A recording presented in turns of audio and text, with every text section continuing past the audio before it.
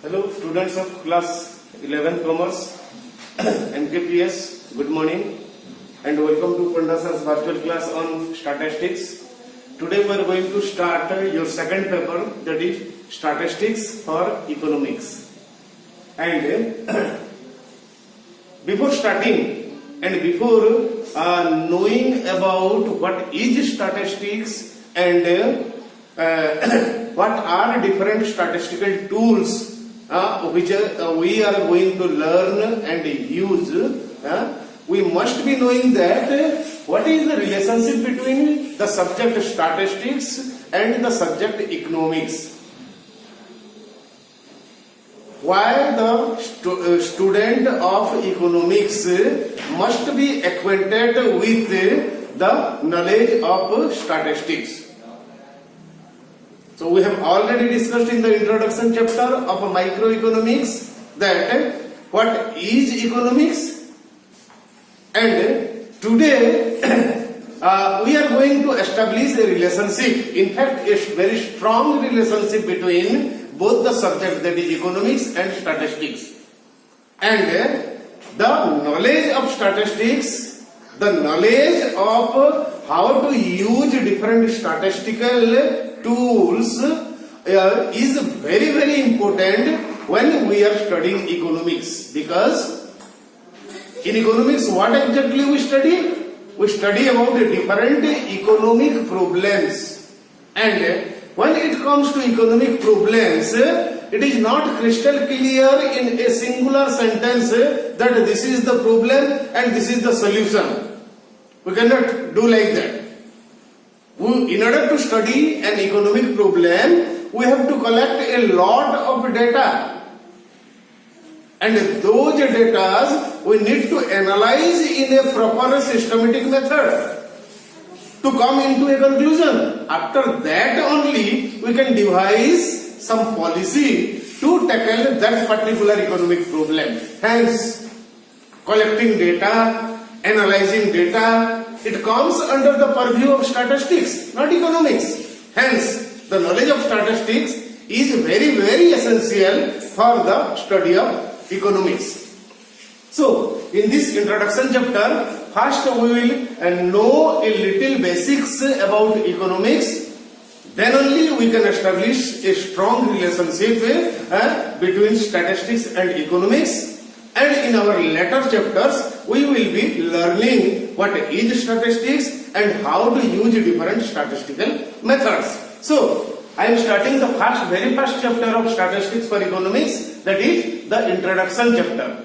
And in the starting of our introduction chapter, we will be interested to know what the eminent economist Sir Alfred Marshall says about economics. According to Sir Alfred Marshall, what is economics?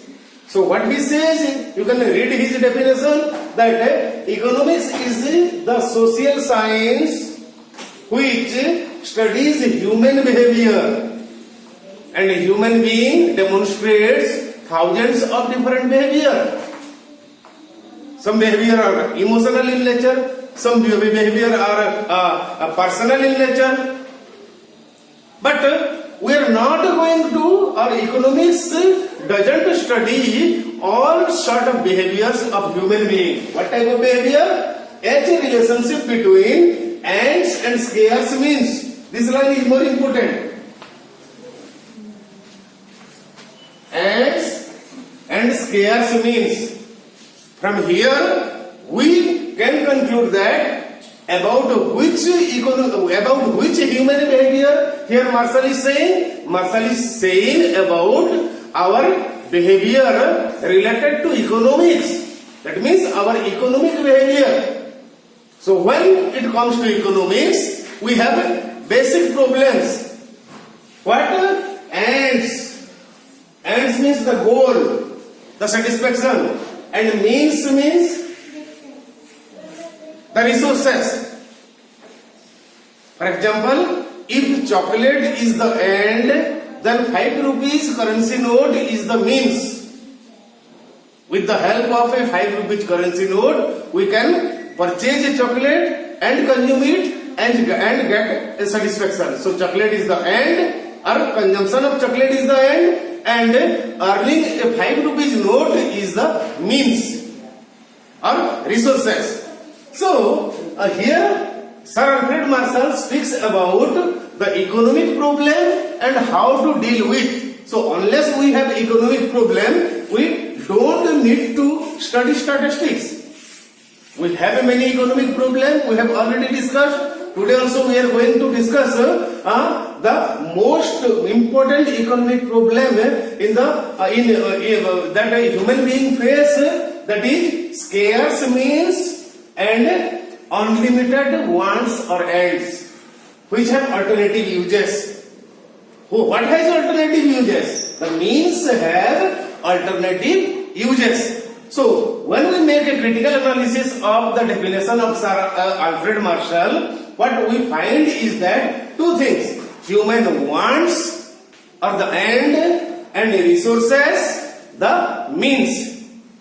And let us discuss a little about the peculiar characteristics of both the concepts. That is, what are the peculiar characteristics of human want and what are the peculiar characteristics of resources or means. What we see is that human wants are always unlimited. That means we never get fully satisfied, because once we get a complete satisfaction, there is no more economic problem for us.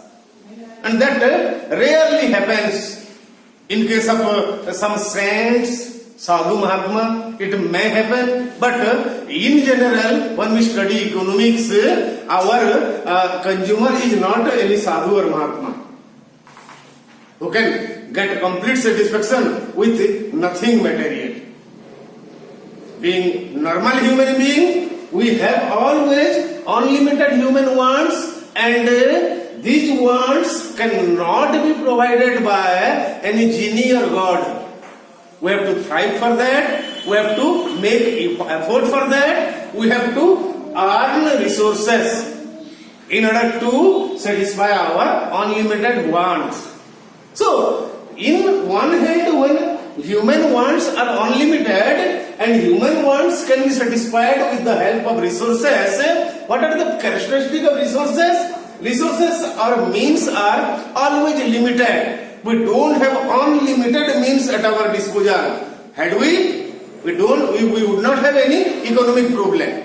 So, this is quite problematic in nature. Human wants are unlimited. We can satisfy human wants with means or resources, and resources are limited. So what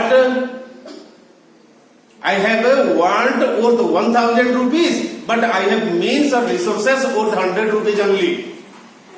I want to consume different things whose value is 1,000 rupees, but I have only 100 rupees at my disposal. That is, I have limited want, I have limited resources, and I have unlimited want. So, what happens? One more characteristic of human want, that is differ in intensity. In different situations, human wants differ. For example, we might have a strong desire to have our want in the winter for a jacket. But hardly we need it in the summer. So in winter, the demand for the want for a jacket is more important or more intense, which is differing from the want that usually we wish to have in the summer. So differs in intensity. Intensity means its urgency. Some want becomes more urgent, and what exactly? We have to give priority to satisfy that wants which are more important in nature. And one more characteristic of resources is that it can be put into alternative uses. I have 10 rupees. It can be that 10 rupees is the resources, and I can put it into alternative uses. Means I can spend my 10 rupees to purchase a pen. I can spend my 10 rupees to purchase a chocolate. I can spend my 10 rupees to purchase two samosa, or I can spend my 10 rupees as a charity to a beggar. So these are four different uses that the resources of the means of the 10 rupees note I have at my disposal.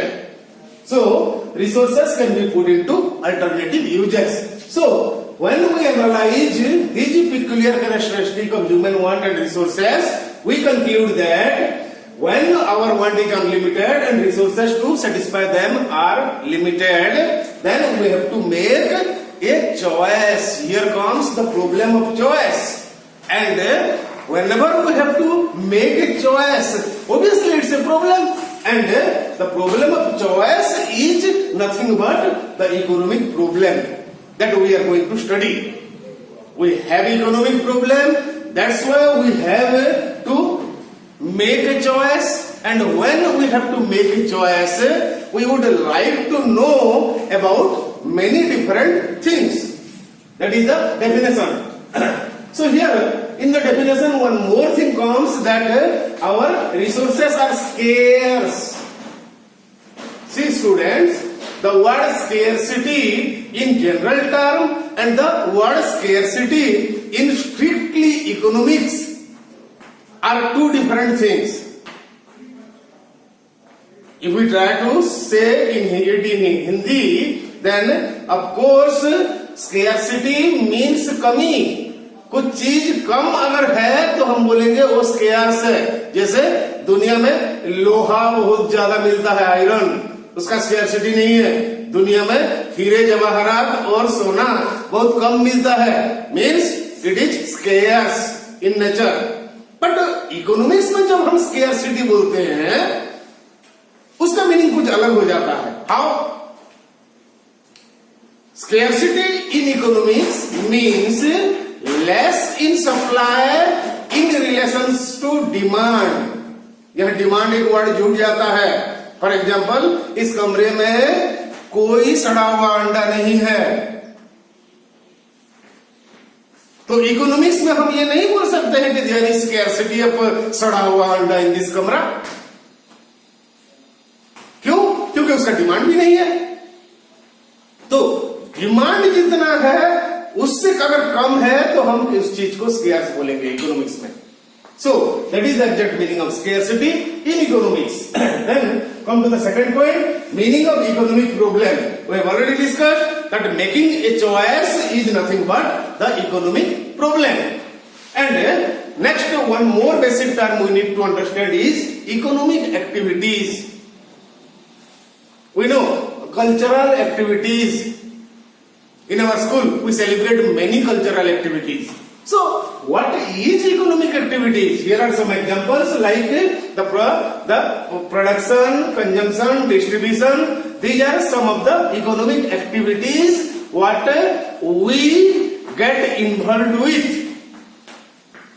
So, when we are talking about production, then obviously we need to know, or as a producer, who does production? A producer produces. So producer is attached or involved with the economic activity production.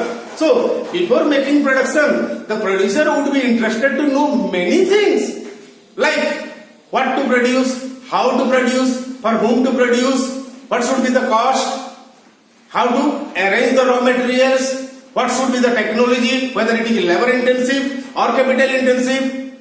So all these problems the producer has to deal with in order to get involved with the economic activity called production.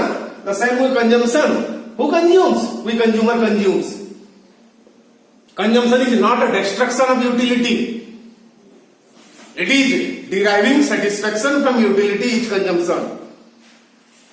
For example, a pen is useful to us. A pen has utility because with the help of a pen we can write something. So when we are using the pen to write something, then we are obviously making consumption. It is not destruction of utility. If we just crush a pen, That is destruction of utility, and here we are not deriving any amount of satisfaction.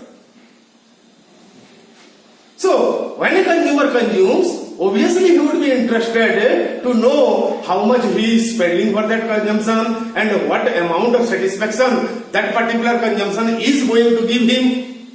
Of course, he would discuss, he would analyze all these things. After that only, he would just decide how much to consume and at what price. Next comes the process of distribution. It is also an economic activity. So when it comes to distribution, the government of a country must be knowing that in what way all factors of basic factors of productions. What are basic factors of productions? Land, labor, capital and entrepreneur. The land's reward is rent, labor's reward is wage, interest is the reward for capital, and profit is the reward for entrepreneur. So, out of the national income, what should be? How much should be rent? How much should be interest? How much should be wage? How much should be profit? So, it is also not very simple to calculate. That's why it is also an economic activities, and here also when we have to make decision after making analysis or calculation, it comes under economic problem. So thus, this is Alfred Marshall's definition. This is the distinction between human want and resources, their characteristic, and this is the meaning of economic problem and economic activities. One more video for this introduction chapter. After that, we will shift to actual statistics. And students, one more thing here I would like to say you, if possible, just purchase the book written by Radha Bahuguna.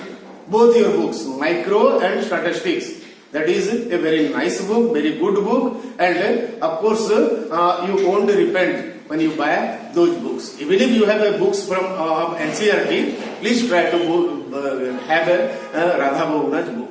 Thank you and have a nice day.